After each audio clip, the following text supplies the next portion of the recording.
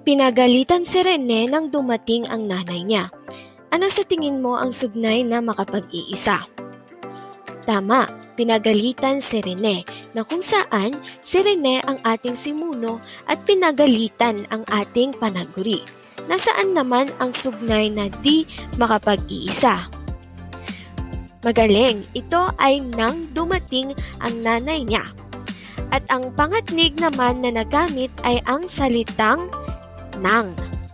So kung aalisin natin sa pangungusap ang pinagalitan ni si Rene, ay hindi na natin matutukoy kung ano ang nangyari noong dumating ang nanay niya.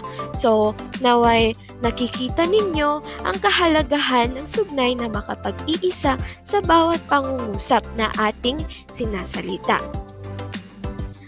Dumako na tayo sa panghuli at ito ay ang langkapan. Ang langkapan naman guys ay pangungusap na binubuo ng tambalan at hugnayang pangungusap. Sa madaling salita, ito ay binubuo ng dalawa o higit pang sugnay na makapag-iisa at isang sugnay na di makapag-iisa. Tignan natin ang halimbawa.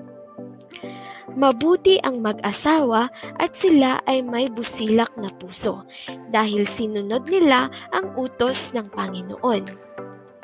Ilan ang sugnay na makapag-iisa? Galing, dalawa. Ano ang unang sugnay na makapag-iisa? Mabuti ang mag-asawa. Very good. Ang ating simuno ay mag-asawa.